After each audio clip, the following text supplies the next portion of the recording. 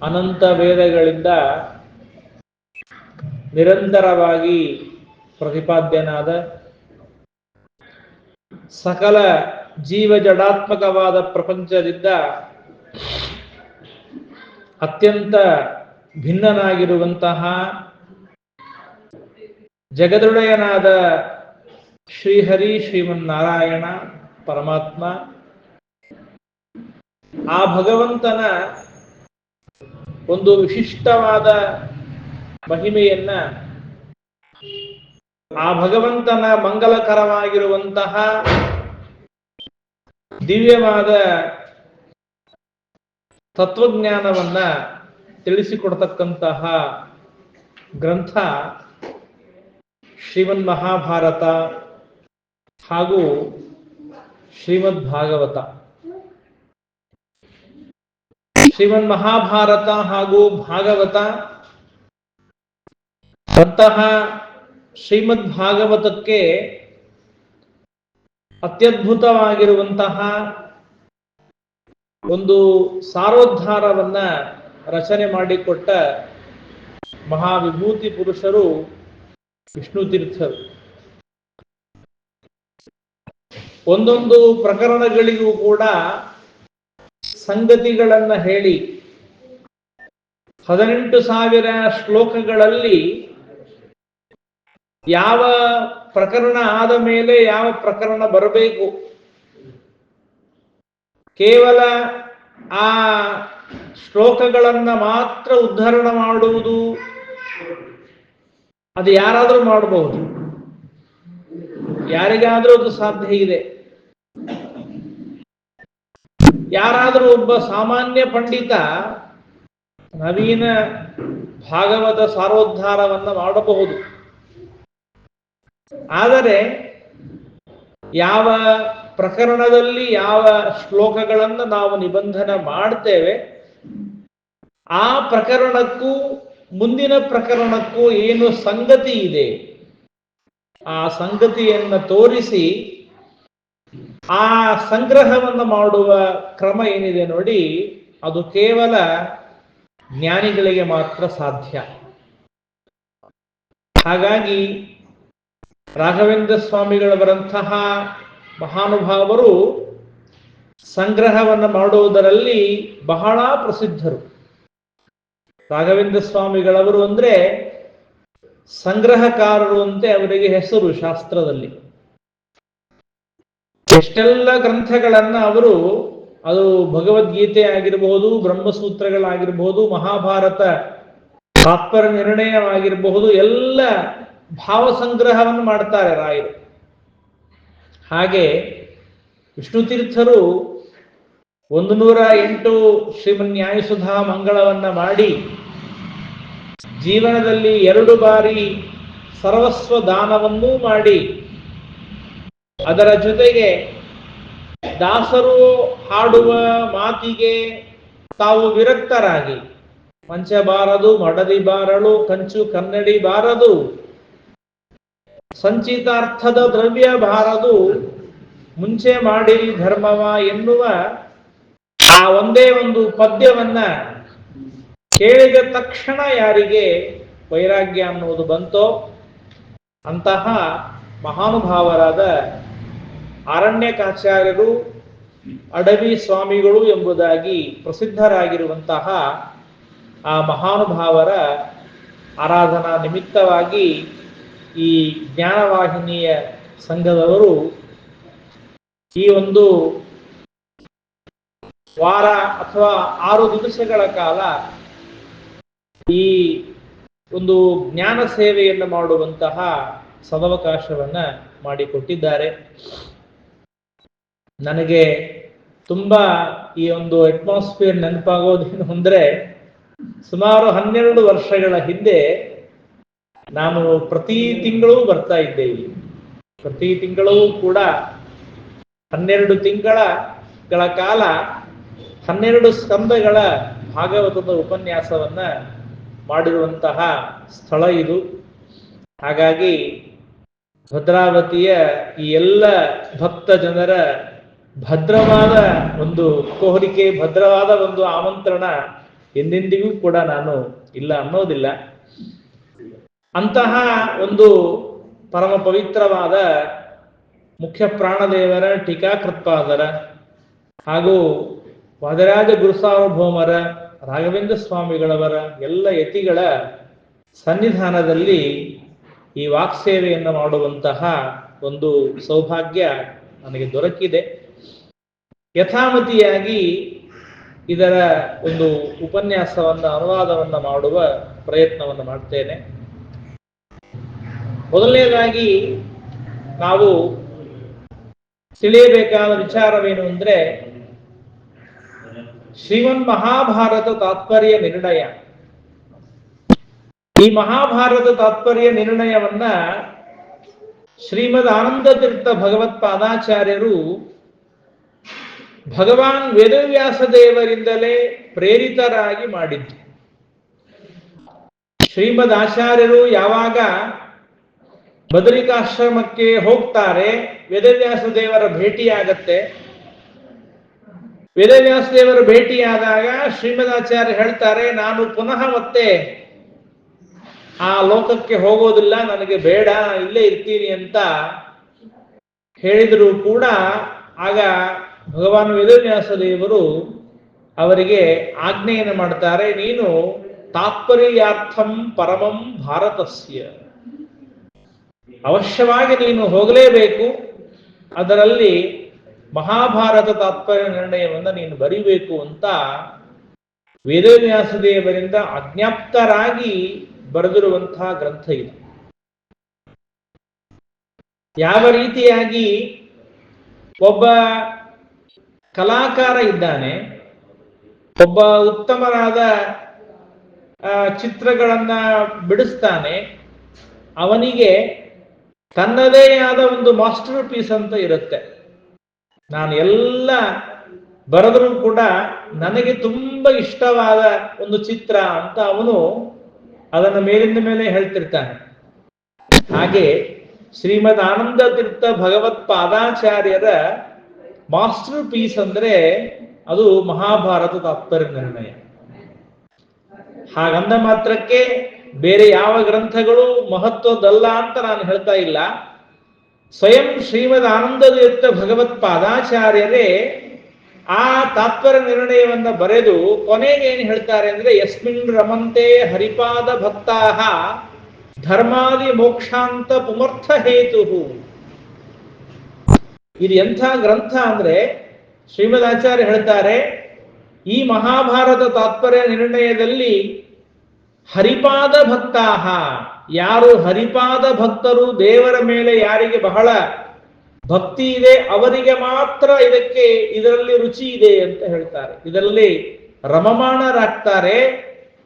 ಇದನ್ನ ಓದೋದರಿಂದ, ಅಧ್ಯಯನ ಮಾಡೋದರಿಂದ, ಅದರನ್ನ ವಿಶೇಷವಾಗಿ ಅರ್ಥ ಮಾಡಿಕೊಳ್ಳೋದರಿಂದ ಧರ್ಮಾರ್ಥ ಕಾಮ ಮೋಕ್ಷಗಳು ನಮಗೆ ದೊರಕುತ್ತವೆ ಎಂಬುದಾಗಿ ಸ್ವಯಂ ಶ್ರೀಮದಾಚಾರ್ಯರೇ ಹಾಡಿ ಹೊಗಳಿದ ಗ್ರಂಥ ಅದು ಮಹಾಭಾರತ ತಾತ್ಪರ್ಯ ನಿರ್ಣಯ. ಹಾಗಾಗಿ ಅಂದಿನಿಂದ ಇಂದಿನವರೆಗೂ ಕೂಡ ಶ್ರೀಮನ್ ಮಹಾಭಾರತ ತಾತ್ಪರ್ಯ ನಿರ್ಣಯ ಅಂದ್ರೆ ಅದೊಂದು ಜಪ ಮಾಡುವ ಗ್ರಂಥ ಆಗಿದೆ. ಅದೊಂದು ಪ್ರತಿನಿತ್ಯದಲ್ಲಿ ಪಾರಾಯಣ ಮಾಡುವ ಗ್ರಂಥವಾಗಿದೆ. ಅದು ಪಾರಾಯಣ ಮಾಡುವ ಗ್ರಂಥವಾಗಿದೆ.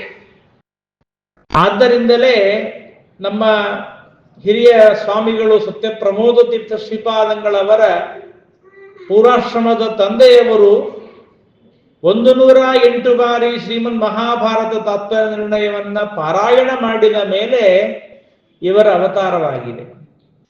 ಅಂದ್ರೆ ಯೋಚನೆ ಮಾಡಿ, ಅಂದಿನಿಂದ ಟೀಕಾಕೃತ್ಪಾದರ ಕಾಲದಿಂದ ಆರಂಭ ಮಾಡಿಕೊಂಡು ಟೀಕಾಕೃತ್ಪಾದರ ಸಾಕ್ಷಾತ್ ಶಿಷ್ಯರಾದ ವ್ಯಾಸತೀರ್ಥರು ಮಹಾಭಾರತ ತಾತ್ಪರ್ಯ ನಿರ್ಣಯಕ್ಕೆ ತಾವು ವ್ಯಾಖ್ಯಾನ ಮಾಡಿದ್ದಾರೆ. ಅಂದಿನಿಂದ ಇಂದಿನವರೆಗೆ ಮಹಾಭಾರತ ತಾತ್ಪರ್ಯ ನಿರ್ಣಯ ಅಂದ್ರೆ ಅದೊಂದು ನಮಗೆಲ್ಲರಿಗೂ ಕೂಡ ಮಂತ್ರ ಸಿದ್ಧವಾದ ಗ್ರಂಥ ಅದು. ಹಾಗಾಗಿ ಇವತ್ತಿಗೂ ಕೂಡ ನಮ್ಮ ಎಲ್ಲ ಮಠದ ಸಂಪ್ರದಾಯವೇನು ಅಂದ್ರೆ, ಯಾವುದೇ ಒಂದು ದೊಡ್ಡದಾದ ಸಮಸ್ಯೆ ಇದೆ, ಅಥವಾ ಯಾರಿಗಾದರೂ ಮದುವೆ ಮಾಡಬೇಕಾಗಿದೆ, ಅವರಿಗೆ ಸಂತಾನವಾಗಬೇಕಾಗಿದೆ, ಆ ಸಂದರ್ಭದಲ್ಲಿ ಸಾಕ್ಷಾತ್ತಾಗಿ ಶ್ರೀಮದ್ ಆಚಾರ್ಯರಿಗೆ ಹೋಗಿ ಕೇಳಬೇಕು. ಶ್ರೀಮದ್ ಆಚಾರ್ಯರಿಗೆ ಹೋಗಿ ಕೇಳಲಿಕ್ಕಾಗೋದಿಲ್ಲ. ಹಾಗಾದ್ರೆ ರೂಪಮನ್ಯದಿವದನ್ಯಮಾತ್ಮನಃ, ಅದು ಶ್ರೀಮದ್ ಆಚಾರ್ಯರ ಗ್ರಂಥವೇ ಶ್ರೀಮದ್ ಆಚಾರ್ಯರು ಎಂಬ ಅಭಿಪ್ರಾಯದಲ್ಲಿ ಏನ್ ಮಾಡ್ತಾರೆ ಅಂದ್ರೆ, ಮಹಾಭಾರತ ತಾತ್ಪರ್ಯ ನಿರ್ಣಯವನ್ನ ತೆಗೆದು ಪ್ರಶ್ನೆಯನ್ನು ಕೇಳ್ತಾರೆ.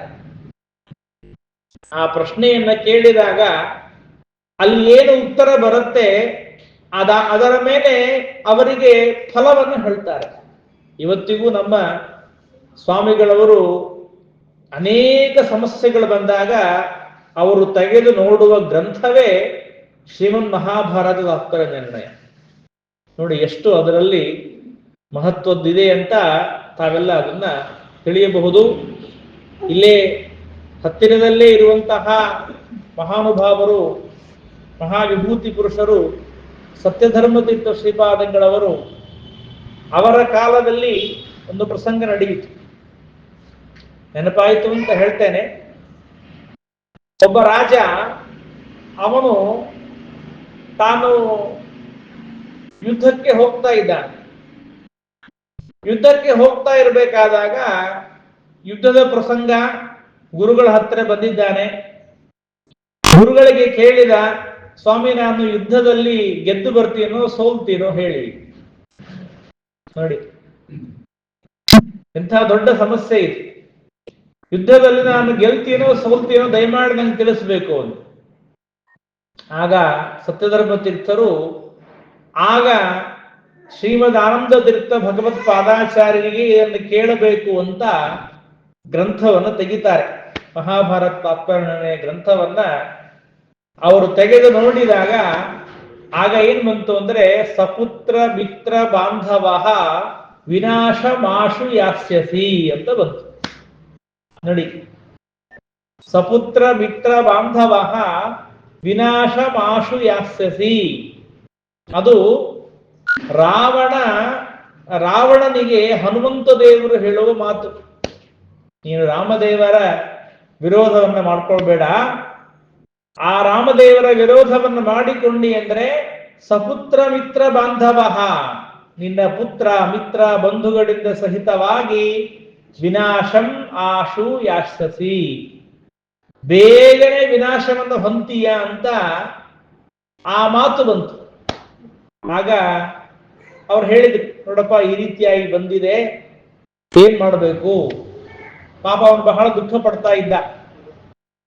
ಬಹಳ ದುಃಖ ಪಡ್ತಾ ಇರುವಾಗ ಸತ್ಯಧರ್ಮ ತೀರ್ಥರು ತಾವು ಶ್ರೀಮದ್ ಆಚಾರ್ಯರಿಗೆ ಪ್ರಾರ್ಥನೆ ಮಾಡಿಕೊಂಡು ಬೇಡಿಕೊಂಡು ಅವನಿಗೆ ಮಂತ್ರಾಕ್ಷತೆಯನ್ನು ಕೊಟ್ಟರು. ಮಂತ್ರಾಕ್ಷತೆಯನ್ನು ಕೊಟ್ಟು ಹೇಳಿದ್ರು, ನೀನೇನ್ ಚಿಂತೆ ಪಡಬೇಡ, ನಾನು ಆಚಾರ್ಯರಲ್ಲಿ ಪ್ರಾರ್ಥನೆ ಮಾಡಿಕೊಂಡಿದ್ದೇನೆ, ನೀ ಅವಶ್ಯವಾಗಿ ಗೆದ್ದು ಬರ್ತೀಯ. ಆದರೆ ಮತ್ತೆ ಶ್ಲೋಕ ಮಾತ್ರ ಹಾಗಿದೆಯಲ್ಲ ಸ್ವಾಮಿ, ಏನ್ ಮಾಡಬೇಕು? ಅದಕ್ಕೆ ಅವರ ಅರ್ಥ ಬೇರೆ ಮಾಡಿಬಿಡು. ಸಪುತ್ರ ಮಿತ್ರ ಬಾಂಧವ ವಿನಾ ಶಂ ಆಶು ಯಾಸ್ಯಸಿ. ಸಪುತ್ರ ಮಿತ್ರ ಬಾಂಧವ, ವಿ ಅಂದ್ರೆ ವಿಷ್ಣು, ವಿಪಕ್ಷಿ ಪರಮಾತ್ಮನೋಹೋ, ವಿನಾ ಅಂದ್ರೆ ಪರಮಾತ್ಮನಿಂದ ಅಂತ ಅರ್ಥ. ಶಂ ಸುಖವನ್ನ, ಆಶು ಯಾಸ್ಯಸಿ, ನಿನಗೆ ಬೇಗನೆ ಆ ವಿಷ್ಣು ಪರಮಾತ್ಮ ಸುಖವನ್ನು ಕೊಡ್ತಾನೆ, ನಿನಗೆ ಪುತ್ರ ಮಿತ್ರ ಬಾಂಧವರಿಂದ ಸಹಿತವಾಗಿ ಸುಖವಾಗತ್ತೆ ಅಂತ ಅದಕ್ಕೆ ಅರ್ಥ ಅಂತ ಸತ್ಯಧರ್ಮ ತೀರ್ಥರು ಅದಕ್ಕೆ ಅರ್ಥವನ್ನ ಮಾಡಿ ಫಲಮಂತ್ರಾಕ್ಷತೆಯನ್ನು ಕೊಟ್ಟು ಆ ರಾಜನಿಗೆ ಗೆಲುವು ಬರುವಂತೆ ಮಾಡಿದ್ದಾರೆ. ಹಾಗಾಗಿ ಈ ಮಹಾಭಾರತ ತಾತ್ಪರ್ಯ ನಿರ್ಣಯ ಅಂದ್ರೆ ಅಷ್ಟು ಅರ್ಥಗರ್ಭಿತವಾಗಿದೆ, ಅಗಾಧವಾಗಿದೆ, ಮಂತ್ರತುಲ್ಯವಾಗಿದೆ. ಒಂದೊಂದು ಪದಗಳನ್ನ, ಒಂದೊಂದು ಶ್ಲೋಕಗಳನ್ನ ನಾವು 10 ಬಾರಿಯಾಗಿ ಓದಿದಾಗ ಹೊಸ ಹೊಸದಾದ ಅರ್ಥಗಳನ್ನು ನಾವು ಅದರಲ್ಲಿ ನೋಡಬಹುದು. ಅಂತಹ ಮಹತ್ವಾತ್ ಭಾರವತ್ವಾಚ ಮಹಾಭಾರತ ಮುಚ್ಯತೆ ಎಂಬುದಾಗಿ ತಿಳಿಸಿದ್ದರಿಂದ ಇಂತಹ ಈ ಮಹಾಭಾರತಕ್ಕೆ ತಾತ್ಪರ್ಯವನ್ನ ಬರೆಯುವುದಕ್ಕಾಗಿ ಶ್ರೀಮದಾಚಾರ್ಯರು ತಾವು ವೇದವ್ಯಾಸ ದೇವರಿಂದ ಆಜ್ಞಾಪ್ತರಾಗಿ ಬರೆದಿದ್ದಾರೆ. ಯೋಗ ದೀಪಿಕಾ ಎಂಬ ಗ್ರಂಥ ಇದೆ, ನಾರಾಯಣ ಪಂಡಿತಾಚಾರ್ಯರು ಬರೆದಿದ್ದಾರೆ. ಆ ಯೋಗ ದೀಪಿಕಾ ಎಂಬ ಗ್ರಂಥದಲ್ಲಿ ನಾರಾಯಣ ಪಂಡಿತಾಚಾರ್ಯ ಏನ್ ಹೇಳ್ತಾರೆ ಅಂದ್ರೆ, ನೀವು ಅವಶ್ಯವಾಗಿ ಮಕ್ಕಳನ್ನ ಪಡೆಯಬೇಕು, ಸಂತಾನವನ್ನ ಪಡೆಯಬೇಕು. ನಿಮ್ಮ 10 ಜನ ಮಕ್ಕಳಲ್ಲಿ ಒಬ್ಬನನ್ನ ಕೇವಲ ಮಹಾಭಾರತ ತಾತ್ಪರ್ಯ ನಿರ್ಣಯ ಓದೋದಕ್ಕಾಗಿ ಇಡಬೇಕು ಅಂತ ಬರೀತಾರೆ. ಅಲ್ಲಿ ಬರೀತಾರವರು, ಮಹಾಭಾರತ ತಾತ್ಪರ್ಯ ನಿರ್ಣಯಾಧಿಕಂ ಅಭ್ಯಸೇ. ನಿಮ್ಮ ಒಬ್ಬ ಮಗ ಮಾತ್ರ ಕೇವಲ ಮಹಾಭಾರತ ತಾತ್ಪರ್ಯ ನಿರ್ಣಯವನ್ನ ಓದೋದಕ್ಕಾಗಿ ಅವನಿಗೆ ಮೀಸಲಾಗಿ ಇಡಬೇಕು ಅಂತ ಹೇಳ್ತಾರೆ. ಅಂದ್ರೆ ಆ ಗ್ರಂಥ ಎಷ್ಟು ಮಹತ್ವದ್ದು ಎಂಬುದಾಗಿ ನಾವದನ್ನ ತಿಳಿಯಬೇಕು. ಅಂತಹ ಮಹಾಭಾರತ ತಾತ್ಪರ್ಯ ನಿರ್ಣಯದಲ್ಲಿ ಬರುವಂತಹ ಒಂದು ಪ್ರಸಂಗ, ಒಂದು ವಿಷಯವನ್ನ ಮಾತ್ರ ಈ 5-6 ದಿವಸಗಳಲ್ಲಿ ತಿಳಿಯುವ ಪ್ರಯತ್ನವನ್ನು ಮಾಡೋಣ. ಅದೇನು ಅಂದ್ರೆ, ಮಹಾಭಾರತಕ್ಕೆ, ಆ ಮಹಾಭಾರತದಲ್ಲಿ ನಿಜವಾದ ರಾಜ ಅಂದ್ರೆ ಕೃಷ್ಣ ಪರಮಾತ್ಮ. ನಿಜವಾದ ರಾಜ ಯಾರು? ಕೃಷ್ಣ ಪರಮಾತ್ಮ. ನಿಜವಾದ ಮಂತ್ರಿ ಯಾರು ಅಂದ್ರೆ ಭೀಮಸೇನ ದೇವರು. ನಿಜವಾಗಲೂ ಆ ಸಮಗ್ರವಾದ ಶ್ರೀಮನ್ ಮಹಾಭಾರತದಲ್ಲಿ ಬಂದ ಭೂಭಾರ ಹರಣವನ್ನೇನು ಮಾಡ್ತಾರೆ, ಭೂಮಿಗೆ ಭಾರರಾಗಿರುವಂತಹ ಸಾವಿರಾರು ಜನ ದೈತ್ಯರೇನಿದ್ದಾರೆ, ಆ ದೈತ್ಯರನ್ನ ಸಂಹಾರ ಮಾಡುವುದರಲ್ಲಿ ಮೊದಲಿಗರು, ಹೆಚ್ಚು ಜನ ದೈತ್ಯರನ್ನ ಸಂಹಾರ ಮಾಡಿದವರು ಮತ್ತು ಅತ್ಯಂತ ಬಲಿಷ್ಠರಾದ ದೈತ್ಯರನ್ನ ಸಂಹಾರ ಮಾಡಿದವರು ಭೀಮಸೇನ ದೇವರು. ಅಸ್ಮಿನ್ ಯುದ್ಧೇ ಭೀಮಸೇನ ತ್ವಯಿಭಾರ ಸಮಾಹಿತಃ ಧೂಹು ಅರ್ಜುನೇನ ಓಢವ್ಯ ಇತರೇ ಜನ. ಸ್ಪಷ್ಟವಾದ ಮಾತು. ಅಸ್ಮಿನ್ ಯುದ್ಧೇ ಭೀಮಸೇನ ತ್ವಯಿಭಾರ ಸಮಾಹಿತ. ಭೀಮಸೇನ ದೇವರ ಮೇಲೆ ಸಮಗ್ರವಾದ ಈ ಭೂಭಾರ ಹರಣವನ್ನ ಮಾಡುವ ಭಾರವನ್ನ ಹೊರಿಸಿದ್ದಾರೆ. ಹಾಗಾಗಿ ಈ ದೈತ್ಯರನ್ನ ಸಂಹಾರ ಮಾಡುವುದು ಎನ್ನುವ ಪುಣ್ಯ ಕಾರ್ಯವೇನಿದೆ ನೋಡಿ, ಆ ಪುಣ್ಯ ಕಾರ್ಯದಲ್ಲಿ ಆ ಪುಣ್ಯವನ್ನ ಹೆಚ್ಚು ಸ್ವೀಕಾರ ಮಾಡಿದವರು ಭೀಮಸೇನ ದೇವರು.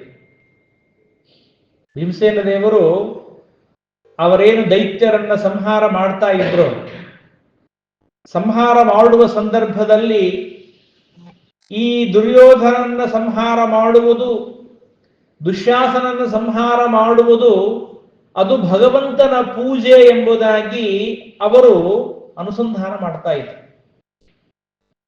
ದೈತ್ಯರನ್ನ ಸಂಹಾರ ಮಾಡುವುದು ಅಂದರೆ ಅದು ಕೇವಲ ನನ್ನ ಬಲವನ್ನ ನಾನು ತೋರಿಸಿಕೊಳ್ಳುವುದಲ್ಲ, ಅಥವಾ ಹವ್ಯಾಸದಿಂದ ನಾನೇನನ್ನು ಮಾಡೋದಲ್ಲ, ಇದೊಂದು ಭಗವಂತನ ಪೂಜೆ. ಅದಕ್ಕಾಗಿಯೇ ಭೀಮಸೇನ ದೇವರು ಆ ದುಶ್ಯಾಸನನ್ನ ಸಂಹಾರ ಮಾಡುವ ಸಂದರ್ಭದಲ್ಲಿ ಅವರು ತಮ್ಮ ಮನಸ್ಸಿನಿಂದ ಕಂಡ ಮಂತ್ರ ಅಂದ್ರೆ ಅದು ಮನ್ಯುಸೂಕ್ತ. ಮನ್ಯುಸೂಕ್ತವನ್ನ ಆ ಸಂದರ್ಭದಲ್ಲಿ, ಅದಕ್ಕಾಗಿಯೇ ಮನ್ಯುಸೂಕ್ತಕ್ಕೆ ಋಷಿಗಳು ಯಾರು ಅಂದ್ರೆ ಭೀಮಸೇನ ಋಷಿ ಅಂತ ಹೇಳ್ತಾರೆ. ಅವನ್ನ ಕಂಡವರು, ಮನ್ಯುಸೂಕ್ತವನ್ನ ಕಂಡಿದ್ದಾರೆ ಭೀಮಸೇನ ದೇವರು. ನೋಡಿ, ಯಾರಾದರೂ, ನಾವು ಅನೇಕ ಜನ ನಮ್ಮ ಕಾರ್ಯವನ್ನ ಮಾಡ್ತಾ ಇರ್ತೇವೆ. ನಮ್ಮ ಮೊದಲ ಕಾರ್ಯ ಏನು ಅಂದ್ರೆ ಭೋಜನವನ್ನ ಮಾಡುವಾಗಾದ್ರೂ ನಮಗೆ ದೇವರ ಅನುಸಂಧಾನ ಬರುತ್ತಾ? ಬರುವುದಿಲ್ಲ. ಒಬ್ಬ ವ್ಯಕ್ತಿಯನ್ನ ಸಂಹಾರ ಮಾಡ್ತಾ ಇದ್ದಾರೆ ಅಂದ್ರೆ, ಸಂಹಾರ ಮಾಡುವ ಸಂದರ್ಭದಲ್ಲೂ ದೇವರ ಚಿಂತನೆ ಬರ್ತಾ ಇದೆ ಅಂದ್ರೆ ಅವರು ಎಂತಹ ಅಧ್ಯಾತ್ಮದಲ್ಲಿ ಇದ್ದವರು ಅಂತ ಯೋಚನೆ ಮಾಡಿ. ಹಾಗಾಗಿ ದುಶ್ಯಾಸನವನ್ನು ಸಂಹಾರ ಮಾಡುವಾಗ ಕಂಡ ಮಂತ್ರ ಅದು ಮನ್ಯುಸೂಕ್ತ. ದುರ್ಯೋಧನನನ್ನು ಸಂಹಾರ ಮಾಡಬೇಕಾದಾಗ ಕಂಡ ಮಂತ್ರ ಅದು ಋಷಭ ಸೂಕ್ತ. ಋಷಭಮ್ಮ ಸಮಾನಾನಾಂ ಸಪತ್ನಾನಾಂ ವಿಶಾಸಹಿ ಹಂತಾರಂ ಶತ್ರುಣಾಂ ಕೃಧಿ ವಿರಾಜಂ ಗೋಪತಿಂ ಗವಾಂ ಎಂಬುದಾಗಿ ಆ ಋಷಭ ಸೂಕ್ತವನ್ನ ದರ್ಶನ ಮಾಡಿಕೊಂಡು ದೇವರ ವಿಶೇಷವಾಗಿರತಕ್ಕಂತಹ ಸೇವೆಯನ್ನು ಮಾಡಿದ್ದಾರೆ ಭೀಮಸೇನ ದೇವರು. ಭೀಮಸೇನ ದೇವರ ಅನಂತರದಲ್ಲಿ ಈ ಭೂಭಾರ ಹರಣಕ್ಕೆ ಕಾರಣರಾದವರು ಯಾರು ಅಂದ್ರೆ ಅನ್ವೇನ ಮೇನಂ, ಈ ಭೀಮಸೇನ ದೇವರನ್ನ ಅನುಸರಿಸಿಕೊಂಡು ಈ ಭೂಭಾರ ಹರಣಕ್ಕೆ ಕಾರಣರಾದವರು ಅಂದ್ರೆ ಭಾರತೀ ದೇವಿಯರು. ಭಾರತೀ ದೇವಿಯರು ಅರ್ಥಾತ್ ದ್ರೌಪದಿ ದೇವಿ ಈ ಭೂಭಾರ ಹರಣಕ್ಕೆ ಭೀಮಸೇನ ದೇವರ ಅನಂತರದಲ್ಲಿ ಕಾರಣರಾದಳು. ಹಾಗಾಗಿ ದ್ರೌಪದಿ ದೇವಿಗೆ ಭೀಮಸೇನ ದೇವರ ಅನಂತರದಲ್ಲಿ ವಿಶೇಷವಾದ ಪುಣ್ಯವನ್ನು ನಾವಲ್ಲಿ ತಿಳಿದುಕೊಳ್ಳಬಹುದು.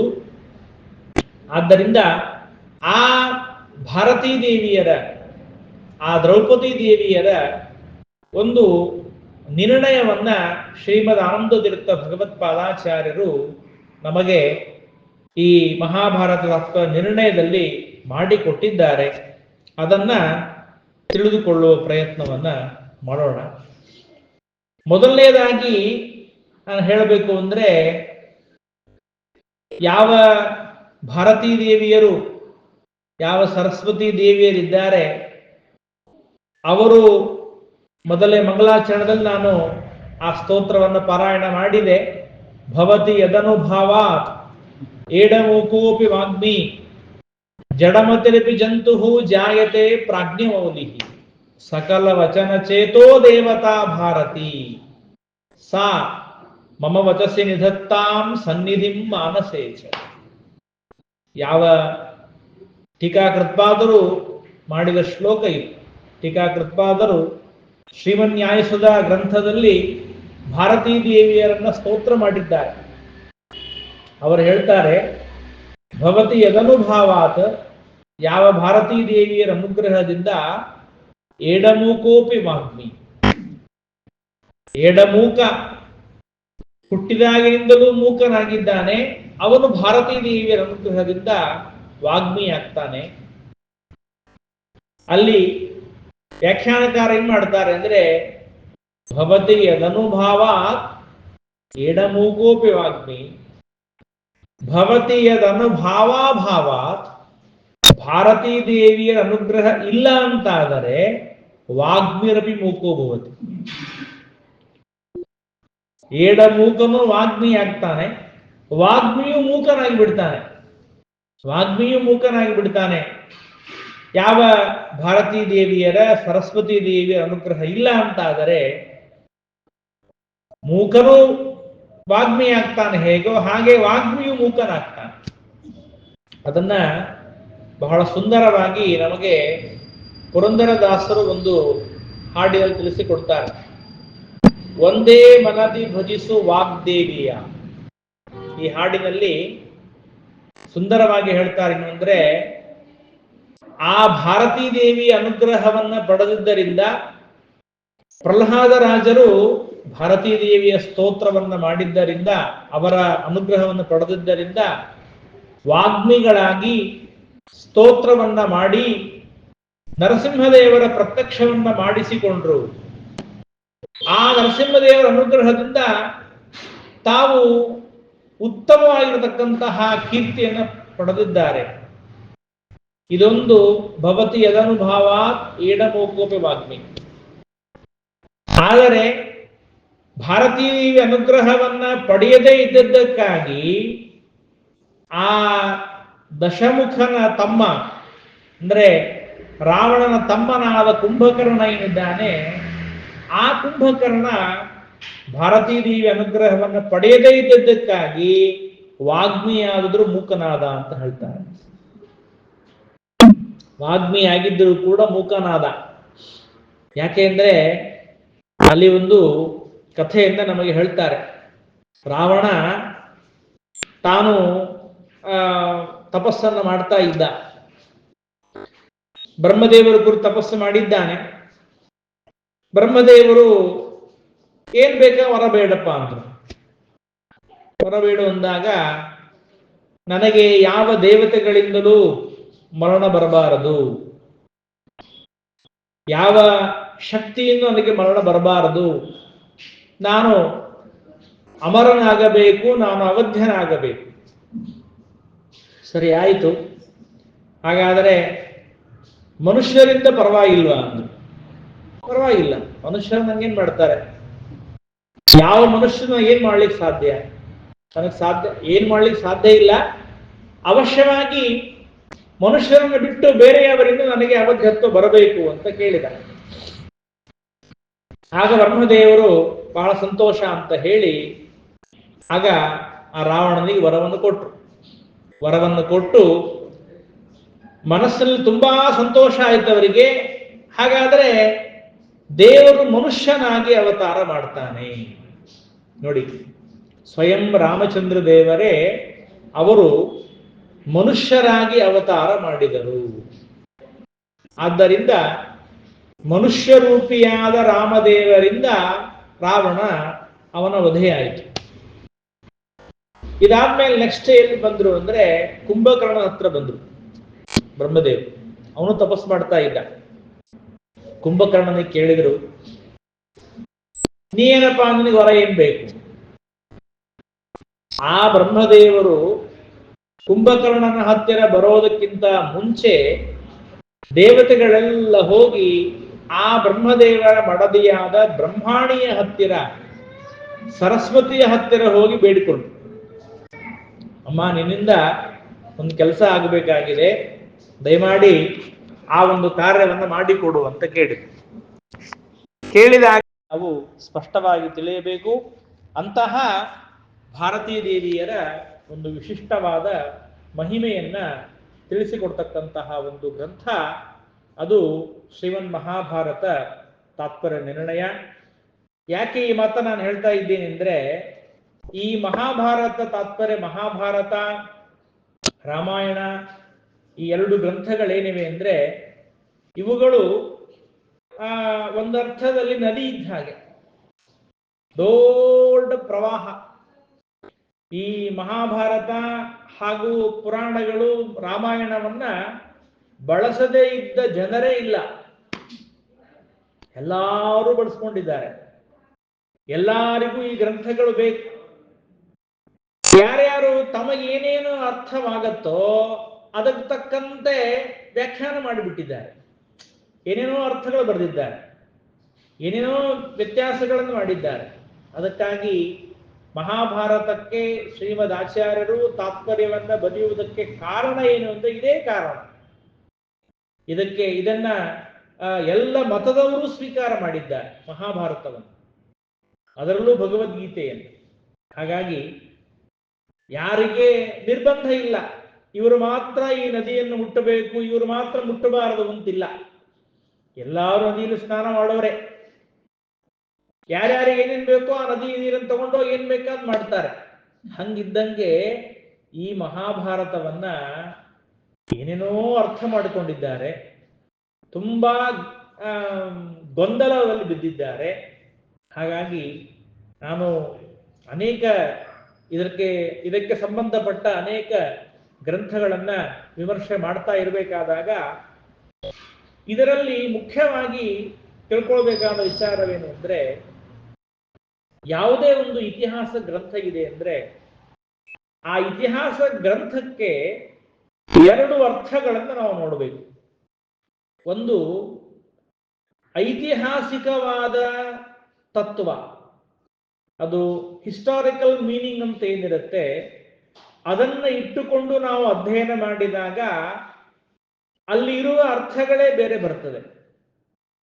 ಆದರೆ ಇದೇ ಮಹಾಭಾರತವನ್ನ, ಇದೇ ರಾಮಾಯಣವನ್ನ ಕಾವ್ಯಮಯವಾಗಿ ಇದನ್ನ ಒಂದು ಕಥಾವಸ್ತುವನ್ನಾಗಿ ಇಟ್ಟುಕೊಂಡು, ಇಲ್ಲಿ ಬರುವ ರಾಮದೇವರು, ಇಲ್ಲಿ ಬರುವ ಸೀತೆ, ಇಲ್ಲಿ ಬರುವ ದ್ರೌಪದಿ, ಇಲ್ಲಿ ಬರುವ ಕುಂತಿಯನ್ನ ಒಂದು ಕಥಾವಸ್ತುವಾಗಿ ಇಟ್ಟುಕೊಂಡು ತಮ್ಮ ವಿಚಾರಗಳನ್ನ ಅವಳ ಮೇಲೆ ಸೇರಿಸಿ ಅದನ್ನು ಬರೆದ್ರು ಅಂದ್ರೆ ಅದು ಹಿಸ್ಟಾರಿಕಲ್ ಮೀನಿಂಗ್ ಆಗೋದಿಲ್ಲ, ಅದೊಂದು ಲಿಟ್ರೇಚರ್ ಮೀನಿಂಗ್ ಆಗತ್ತೆ.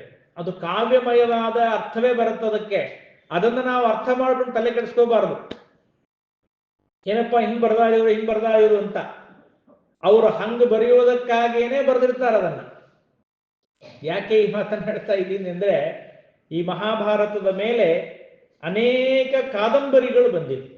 ನಾನಾ ವಿಧವಾದ ಜನ ಅದರ ಮೇಲೆ ಅನೇಕ ಕಾದಂಬರಿಗಳನ್ನ ಬರೆದಿದ್ದಾರೆ.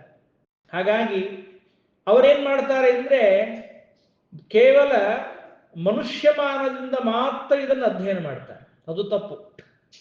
ಮಹಾಭಾರತವನ್ನ ಅಥವಾ ರಾಮಾಯಣವನ್ನ ನಾವು ಓದಬೇಕಾದರೆ ಕೇವಲ ಮನುಷ್ಯಮಾನದಿಂದ ಮಾತ್ರ ಅದನ್ನ ಅಧ್ಯಯನ ಮಾಡಿದರೆ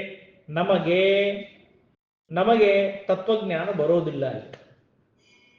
ಯಾಕೆ ಅಂದ್ರೆ, ರಾಮದೇವರು ಮನುಷ್ಯರಾಗಿ ಬಂದಿದ್ದಾರೆ ಅಂದ್ರೆ ಅವರಲ್ಲಿ ಕೇವಲ ಮನುಷ್ಯತ್ವ ಮಾತ್ರ ಇದೆ ಅಂತ ತಿಳ್ಕೊಳ್ಬೇಡಿ. ಅವರು ದೇವರು. ದೇವತ್ವ ಮನುಷ್ಯತ್ವ ಎರಡೂ ಸೇರಿಕೊಂಡು ಅದರಲ್ಲಿ ಇದೆ. ಅವರಿಗೆ ದೇವತ್ವ ಮನುಷ್ಯತ್ವ ಎರಡೂ ಸೇರಿದ್ದರಿಂದಲೇನೆ ಅವರು ಒಂದು ಹುಲ್ಲು ಕಡ್ಡಿಯಿಂದ ಕಾಕಾಸುರನ ಸಂಹಾರ ಮಾಡ್ತಾರೆ. ಮನುಷ್ಯರಿಗೆ ಸಾಧ್ಯ ಉಂಟಾ ಅದು? ಮನುಷ್ಯ ಸಾಧ್ಯ ಆಗೋದಿಲ್ಲ ಅದು. ಒಂದು ಹುಲ್ಲು ಕಡ್ಡಿಯಿಂದ ಒಬ್ಬ ಅಸುರನ ಸಂಹಾರ ಮಾಡಬೇಕು ಅಂದ್ರೆ ಅವರು ದೇವತೆ ಆಗ್ಲಿಕ್ಕೆ ಬೇಕಲ್ಲ. ಕೃಷ್ಣ ಪರಮಾತ್ಮ ಅವನಲ್ಲಿ ಎರಡೂ ಇದೆ. ಅವನು ಮನುಷ್ಯನಾಗಿಯೂ ತೋರಿದ್ದಾನೆ, ದೇವರಾಗಿಯೂ ಇದ್ದಾನೆ.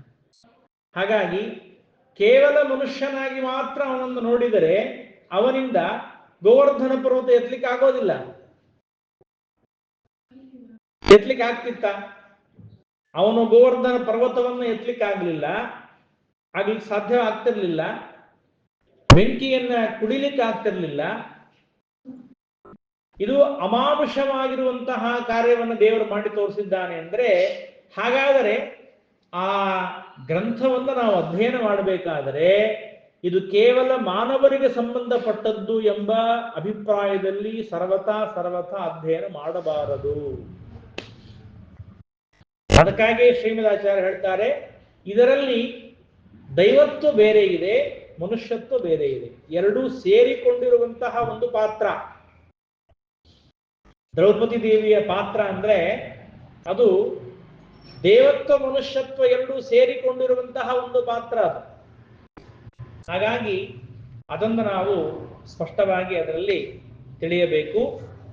ಏನಾಯಿತು ಅಂದ್ರೆ, ಆ ದೃಪದ ರಾಜ ತಾನೇನಿದ್ದಾನೆ, ಆ ದೃಪದ ರಾಜನಿಗೆ ದ್ರೋಣಾಚಾರ್ಯರು ಅವಮಾನ ಮಾಡಿದ್ದಾರೆ. ಆ ಕಥೆ ನಿಮಗೆಲ್ಲ ಗೊತ್ತಿದೆ. ಅವರ ಶಿಷ್ಯರನ್ನ ಕರ್ಕೊಂಡು ಬಂದಿದ್ದಾರೆ. ಕರ್ಕೊಂಡು ಬಂದಾಗ ಎಲ್ಲ ಯುದ್ಧವಾಯಿತು. ಯುದ್ಧದಲ್ಲಿ ಅವನನ್ನ, ದೃಪದ ರಾಜನನ್ನ ಚೆನ್ನಾಗಿ ಹೊಡೆದಿದ್ದಾರೆ. ಹೊಡೆಯುವಾಗ ಸ್ವಲ್ಪ ಅವರ ಮೇಲೆ ಕರುಣೆಯನ್ನು ತೋರಿಸಿದವ ಅರ್ಜುನ. ಅಷ್ಟೊಂದು ಬಹಳ ಹೊಡಿಬೇಡ್ರಿ ಅಂತಂದ. ಬಹಳ ಹೊಡಿಬೇಡ್ರಿ ಅಂದಾಗ ಸ್ವಲ್ಪ ಅವನಿಗೆ ಆ ಸಂದರ್ಭದಲ್ಲಿ ಅರ್ಜುನನ ಮೇಲೆ ಒಂದು ಸ್ವಲ್ಪ ಪ್ರೀತಿ ಬಂತು. ಇವ ಏನೋ ಪಾಪ ನಮ್ಮ ಮೇಲೆ ಸ್ವಲ್ಪ ಕರುಣೆ ಮಾಡ್ತಾ ಇದ್ದಾನೆ ಅಂದ್ರೆ ಇವನಿಗೆ ನಾನೇನಾದ್ರೂ ಕೊಡಬೇಕು ಅಂತ ಅವನ ಅಪೇಕ್ಷೆ ಬಂತು ಅವನಿಗೆ. ಪಾಪ ಬಂದಿದೆ. ಪುತ್ರಂಚ ದ್ರೋಣ ಹಂತಾರಂ ಇಚ್ಛನ್ ವಿಪ್ರವರುವ್ಯಯೌ ಯಾಜೋಪಯಾಜೋ ಅವನೀಯಂ ಅರ್ಬುದೇನ ಗವಾಂ ನೃಪಃ. ಒಬ್ಬ ದ್ರೋಣಾಚಾರ್ಯರನ್ನ ಸಂಹಾರ ಮಾಡುವಂತಹ ಮಗನನ್ನು ಪಡೆಯಬೇಕು ಎಂಬ ಅಪೇಕ್ಷೆಯನ್ನು ಇಟ್ಟುಕೊಂಡು ಯಾಜೋಪಯಾಜರು ಅಂತ ಇಬ್ಬರು ಉತ್ತಮರಾದ ಪುರೋಹಿತರು. ಅವರು ಸಾಮಾನ್ಯವಾಗಿ ಯಾವ ಪೌರೋಹಿತ್ಯಕ್ಕೆ ಬರ್ತಿರ್ಲಿಲ್ಲ. ಅವರು ಮಹಾಭಾರತದಲ್ಲಿ ಅವರ ಬಗ್ಗೆ ತುಂಬಾ ವರ್ಣನೆ ಬರುತ್ತೆ. ಆ ಯಾಜೋಪಯಾಜರು ಅಂದ್ರೆ ಭಾರೀ ಮತ್ತೆ ದೊಡ್ಡ ಪುರೋಹಿತರು, ಒಳ್ಳೆ ಮಂತ್ರಜ್ಞರು, ಮಂತ್ರವನ್ನ ಬಲ್ಲವರು, ಮಂತ್ರಾರ್ಥವನ್ನು ತಿಳಿದವರವರು.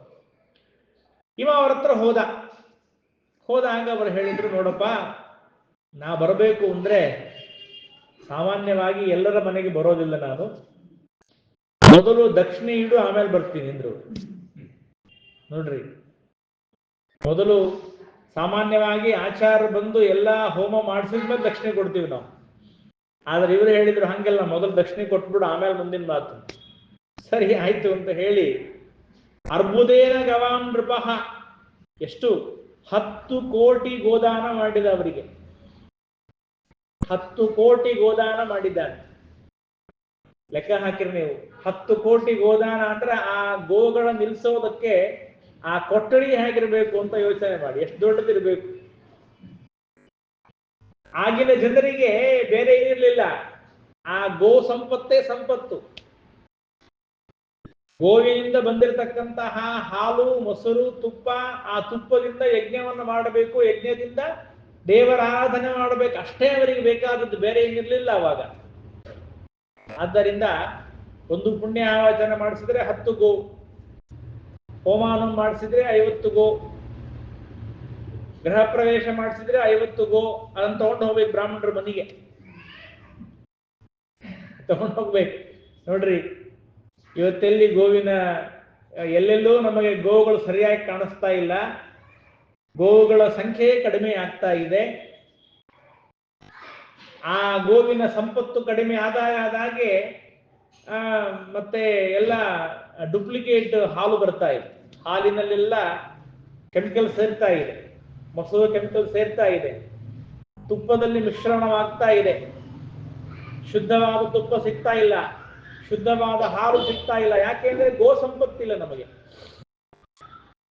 ಗೋವಿನ ಒಂದು ಗೋವು ಕಳ್ಕೊಳ್ತಾ ಇದ್ದೆ. ಇರ್ಲಿ, ಅರ್ಬುದೇನ ಗವಾಂ ನೃಪಃ 10 ಕೋಟಿ ಗೋದಾನವನ್ನ ಮಾಡಿ ಆ ಯಾಜೋಪಯಾಜರನ್ನ ಕರ್ಕೊಂಡು ಬಂದಿದ್ದಾನೆ. ನೋಡಿ, ಚಕಾರೆಷ್ಟಿಂ ತದ್ಭಾರ್ಯ ದ್ವಿಜಾಭ್ಯಾಮತ್ರ ಚಾಹುತ ದೃಪದಾತ್ಸುತ ಲಬ್ಧ್ಯರ್ಥಂ ಸಾಹಂಕಾರ ಜ್ವಲಂಬಯತ. ನೋಡಿ, ಸಾಮಾನ್ಯವಾಗಿ ತಿಳಿಯಬೇಕು ಅಂದ್ರೆ, ಒಬ್ಬ ಆಚಾರ್ಯರನ್ನ, ಒಬ್ಬ ಪುರೋಹಿತರನ್ನ ನಾವು ಮನೆಗೆ ಕರೆದಿದ್ದೀವಿ ಅಂದ್ರೆ ಅವರಿಗೆ ನಾವು ಕೊಡಬೇಕಾದ ಮರ್ಯಾದೆಯನ್ನು ಕೊಡಲೇಬೇಕು. ಅವರು ಸಾಮಾನ್ಯರು ಅಂತ ತಿಳ್ಕೊಳ್ಬಾರ್ದು ಸರ್ವಥ. ದೊಡ್ಡದಾದ ಪುತ್ರಕಾಮೇಷ್ಟಿ ಯಾಗವನ್ನು ಮಾಡಿಸಿದ್ದಾರೆ ಅವರು. ಪುತ್ರಕಾಮೇಷ್ಟಿ ಯಾಗ ಆದ ಮೇಲೆ ಆ ಪುತ್ರಕಾಮೇಷ್ಟಿ ಯಾಗದಲ್ಲಿ ಉಳಿದಿರುವಂತಹ ಹವಿಸ್ಸೇನಿದೆಯಲ್ಲ, ಆ ಹವಿಸ್ಸನ್ನ ರಾಜನ ಮಡದಿಗೆ ಕೊಡಬೇಕು. ರಾಜನ ಮಡದಿ ಅದನ್ನ ಸ್ವೀಕಾರ ಮಾಡಬೇಕು. ಸ್ವೀಕಾರ ಮಾಡಿದಾಗ ಗರ್ಭ ಶುದ್ಧವಾಗುತ್ತೆ.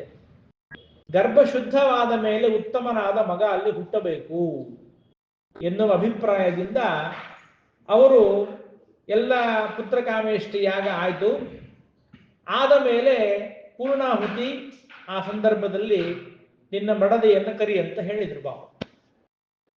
ಮಹಾಭಾರತದಲ್ಲಿ ಎಷ್ಟು ಚೆನ್ನಾಗಿ ವರ್ಣನೆ ಮಾಡ್ತಾರೆ ಅಂದ್ರೆ, ಅವಳು ಹೇಳ್ತಾಳಂತೆ, ನಾವು ದುಡ್ಡು ಕೊಟ್ಟಿದ್ದೀವಿ ಅವರಿಗೆ, ಅವ್ರು ನಮಗೋಸ್ಕರ ವೇಟ್ ಮಾಡಬೇಕಾ, ಅಥವಾ ನಾವು ಅವ್ರು ಕರೆದಾರೆ ಅಂತ ಬೇಗನೆ ಬರ್ಬೇಕಾ? ಸಾಹಂಕಾರಾತ್ ವಿಳಂಬಯತ.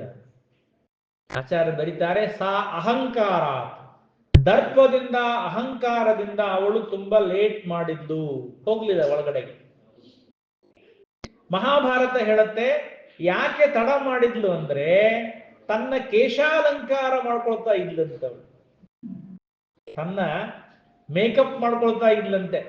ಆ ಮೇಕಪ್ ಮಾಡ್ಕೊಳ್ಳೋದ್ರೊಳಗೆ ಲೇಟ್ ಆಯ್ತು, ಬರಲೇ ಇಲ್ಲ. ಅದು ಅಹಂಕಾರದಿಂದ. ಅಹಂಕಾರದಿಂದ ತಾನು ಆ ಮೇಕಪ್ ಮಾಡ್ಕೊಳ್ತಾ ಇದ್ದಾಳೆ. ಆ ಲೇಪನಾದಿಗಳನ್ನ ಮಾಡ್ತಾ ಇರೋದ್ರಿಂದ ತುಂಬಾ ಲೇಟ್ ಆಯಿತು ಅಂತ ಹೇಳ್ತಾರೆ. ಅದಕ್ಕೆ ಪಾಪ ಒಬ್ಬ ಕವಿ ಹೇಳ್ತಿದ್ದ, ಸುಮ್ಮನೆ ತಮಾಷೆಗಷ್ಟೇ, ಮೇಲ್ रेल एंड फीमेल इसमें क्या फर्क है ಅಂತ. रेल लेट करते करते ही मेकअप करता है, फीमेल मेकअप करते करते ही लेट करती है ಅಂತ. ಹಾಗೆ ಮೇಕಪ್ ಮಾಡೋದ್ರೊಳಗೆ ತುಂಬಾ ಲೇಟ್ ಆಗಿಬಿಡ್ತು ಅಂತ ಹೇಳ್ತಾರೆ. ಪಾಪ ಎಷ್ಟೋದು ಕರೆದು ಬರಲಿಲ್ಲ ಅವಳು. ಆಗ ಕಿಮೇತ ಯತ್ಯವಜ್ಞಾಯ ತಾವುಭೋ ವಿಪ್ರಸತ್ತಮು ಅಜುಷ್ಪತಾಂ ತತ್ಪುತ್ರಾರ್ಥಂ ಪತ್ನ್ಯಾ ಪ್ರಾಶ್ಯಾಹುತಿಂ ಸದಾ. ಏನಿದು ನಾವು ಕರಿತಾ ಇದ್ದೇವೆ, ಬೇಗನೆ ಬರೋದಿಲ್ಲ ಅಂತ ಹೇಳ್ತಾಳವಳು. ಅವಳಿಗೆ ಅಷ್ಟು ಅಹಂಕಾರವಾ? ಅಷ್ಟು ಅವಳಿಗೆ ಕೊಬ್ಬು ಬಂದಿದೆಯಾ? ಏನು ಅವಳ ಗರ್ಭದಲ್ಲಿಂದಲೇ ಮಗು ಹುಟ್ಟಬೇಕು ಅಂತ ಏನಾದರೂ ನಿಯಮ ಇದೆಯಾ? ಅದಕ್ಕಾಗಿ ನಾನು ಹೇಳಿದೆ ನಿಮಗೆ, ಮಹಾಭಾರತವನ್ನ ಕೇವಲ ಮನುಷ್ಯಮಾನದಿಂದ ಅಧ್ಯಯನ ಮಾಡಬೇಡಿ, ತೋರಿಸಿಕೊಡಿ. ಜಗತ್ತಿನಲ್ಲಿ ಎಲ್ಲಾದರೂ ಕೂಡ ವೇದಿ ಮಧ್ಯದಿಂದ, ಆ ಯಜ್ಞಕುಂಡದ ಮಧ್ಯದಿಂದ ಯಾರಾದರೂ ಗಂಡು ಹೆಣ್ಣು ಹುಟ್ಟಿದ್ದಾರಾ ಅಂತ ತೋರಿಸಿಕೊಡಿ. ಸಾಧ್ಯನೇ ಇಲ್ಲ.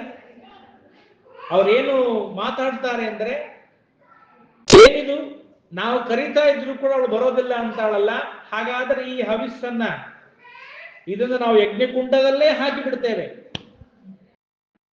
ಯಜ್ಞಕುಂಡದಿಂದಲೇನೆ ಪುತ್ರರನ್ನ ಹುಟ್ಟಿಸುವಂತಹ ಸಾಮರ್ಥ್ಯ ನಮಗಿದೆ ಅಂತ ಭಾರಿ ಗಟ್ಟಿಯಾದ ಯಾಜೋಪಯಾಜರು ಹೇಳ್ತಾರೆ.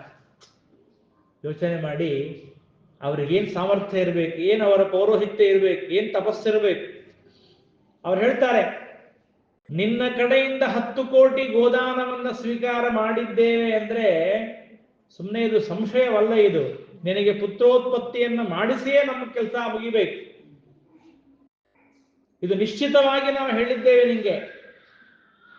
ನೀವು ಮಾಡಿಸ್ರಿ ಬಿಟ್ರಿ, ಆಯ್ತು ನೀವು ಮಾಡಿಸ್ರಿ ನವಗ್ರಹ ಹೋಮವನ್ನ, ನಿಮ್ಗೆ ಒಳ್ಳೇದಾಗತ್ತೋ ಬಿಡುತ್ತೋ ಗೊತ್ತಿಲ್ಲ, ನಾವಂತೂ ಹೋಮ ಮಾಡಿಸಿದ್ದೀವಿ, ನಿಮ್ ಶ್ರದ್ಧಾ ಭಕ್ತಿ ತಕ್ಕಂತೆ ನಿಮ್ಗೆ ಫಲ ಸಿಗುತ್ತೆ ಅಂತ ಇವತ್ತು ನಾವೆಲ್ಲ ಹೇಳ್ತೇವೆ. ಆದರೆ ಆಗಿನ ಪುರೋಹಿತರು ಏನ್ ಮಾತಾಡಿದ್ರು ಅಂದ್ರೆ, ಗ್ಯಾರಂಟಿ 100% ಫಲ ಸಿಕ್ಕೇ ಸಿಗುತ್ತೆ ನಿಂಗೆ, ನಾ ಫಲವನ್ನು ಕೊಟ್ಟೇ ಕೊಡ್ತೇನೆ. ಫಲ ಕೊಡೋದಂದ್ರೆ ಹೇಗೆ? ನಿನ್ನ ಮಡದಿ ಆ ಹವಿಸ್ಸನ್ನ ಸ್ವೀಕಾರ ಮಾಡದಿದ್ದರೂ ಕೂಡ ಯಜ್ಞಕುಂಡದಿಂದಲೇ ನಿನಗೆ ಮಕ್ಕಳನ್ನು ಕೊಡ್ತೀನಿ ಅಂತಾರೆ. ಎಂತಹ ಸಾಮರ್ಥ್ಯ ಇರಬೇಕು ನೋಡಿ, ಹರಿ ಗಟ್ಟಿಯಾದ ಪುರೋಹಿತರು. ಆ ಸಂದರ್ಭದಲ್ಲಿ ಹುತೆ ಹವಿಷಿ ಮಂತ್ರಾಭ್ಯಾಂ ವೈಷ್ಣವಾಭ್ಯಾಂ ತದೈವಹಿ ದೀಪ್ತಾಂಗಾರ ನಿಗೋ ವಸ್ನಿಹಿ ವನ್ನಿಕುಂಡಾತ್ ಕುಂಡ ಮಧ್ಯಾತ್ ಸಮುತ್ಥಿತಃ ಕಿರೀಟಿ ಕುಂಡಲಿ ದೀಪ್ತಃ ಹೇಮಮಾಲಿ ವರಾಸಿಮಾನ್ ರಥೇ ನಾದಿತ್ಯವರ್ಣೇನ ದೃಪದ ಮಾದ್ರವತ್. ಯಾವಾಗ ಆ ಯಜ್ಞಕುಂಡದಲ್ಲಿ ಹವಿಸ್ಸನ್ನ ಅವರು ಹಾಕ್ತಾರೆ, ಹಾಕಿದಾಗ ವೈಷ್ಣವ ಮಂತ್ರಗಳನ್ನ ಹವಿಸ್ಸನ್ನ ಮಾಡಿದಾಗ ತಕ್ಷಣದಲ್ಲಿ ಆ ಕುಂಡದ ಮಧ್ಯದಿಂದ ದೀಪ್ತಾಂಗಾರ ನಿಗೋ ಅಗ್ನಿಕುಂಡ ಮಧ್ಯಾತ್ ಸಮುತ್ತಿತಃ, ಕೆಂಪಾಗಿರುವಂತಹ ಆ ಅಗ್ನಿಯ ಬಣ್ಣವಿರತಕ್ಕಂತಹ ದೃಷ್ಟದ್ಯುಮ್ನ ಅಲ್ಲಿ ತಾನು ಹುಟ್ಟಿ ಬಂದಿದ್ದಾನೆ. ಹುಟ್ಟುವಾಗ ಕಿರೀಟಿ ಕುಂಡಲಿ ದೀಪ್ತಃ ಹೇಮಮಾಲಿ ವರಾಸಿಮಾನ್, ತಾನು ಕಿರೀಟವನ್ನು ಧಾರಣೆ ಮಾಡಿದ್ದಾನೆ, ಕುಂಡಲಗಳನ್ನು ಧಾರಣೆ ಮಾಡಿದ್ದಾನೆ. ಸ್ವಯಂ ಅಗ್ನಿದೇವರೇ ದ್ರುಪದ ರಾಜನ ಮಗನಾಗಿ ಹುಟ್ಟಿ ಬರ್ತಾ ಇದ್ದಾರೆ. ಅಗ್ನಿದೇವರೇ ಬರ್ತಾ ಇದ್ದಾರೆ. ಬಂಗಾರದ ಹಾರಗಳನ್ನು ಧಾರಣೆ ಮಾಡಿದ್ದಾನೆ. ಕೈಯಲ್ಲಿ ವರಾಸಿಮಾನ್ ಉತ್ತಮವಾದ ಖಡ್ಗವನ್ನ ಹಿಡಿದುಕೊಂಡಿದ್ದಾನೆ. ಆದ್ದರಿಂದ ಆ ದೃಷ್ಟದ್ಯುಮ್ನ ತಾನು ದ್ರುಪದ ರಾಜನ ಹತ್ತಿರ ಬಂದಿದ್ದಾನೆ. ನಾನು ನಿನ್ನ ಮಗ ಅಂತ ಹೇಳಿದ ಅಷ್ಟೇ, ಬೇರೆ ಇನ್ನೇನಿಲ್ಲ.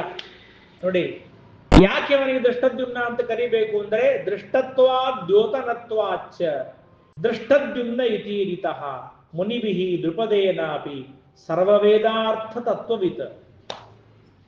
ದೃಷ್ಟತ್ವಾತ್ ಭಾರಿ ದಿಟ್ಟನಾಗಿದ್ದಾನೆ, ದ್ಯೋತನತ್ವಾಚ್ಚ ಒಳ್ಳೆ ಶೋಭಾಯಮಾನವಾದ ಕಾಂತಿ ಇದೆ ಅವನ ದೇಹದಲ್ಲಿ, ಅತ್ಯುತ್ತಮವಾದ ಕಾಂತಿಯುಕ್ತನಾಗಿದ್ದಾನೆ, ದೃಷ್ಟನಾಗಿದ್ದಾನೆ.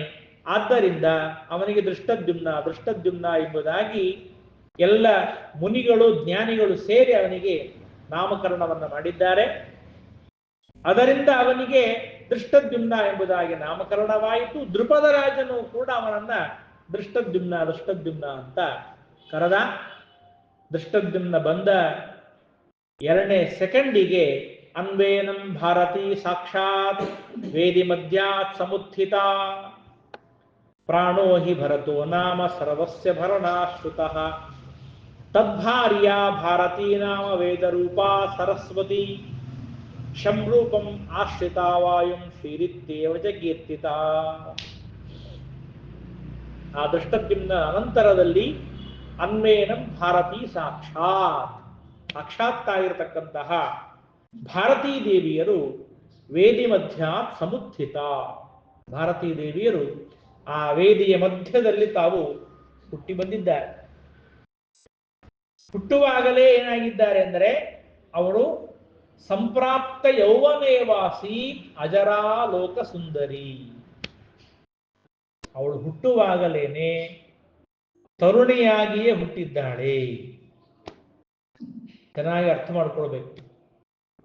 ಯಾಕೆಂದ್ರೆ ನಾನು ಆಗಲೇ ಹೇಳಿದೆ, ಈ ಮಹಾಭಾರತದ ಬಗ್ಗೆ ಅನೇಕ ಕಥೆಗಳು ಸ್ವಯಂ ತಾವೇ ಹುಟ್ಟಿಕೊಂಡಿವೆ. ಬೇರೆ ಬೇರೆ ಬೇರೆ ಕಥೆಗಳು ಇನ್ನೇನೋ ಬರೆದಿದ್ದಾರೆ, ಪಾಪ ತಾವೇ ಪ್ರಕ್ಷೇಪ ಮಾಡಿದ್ದಾರೆ.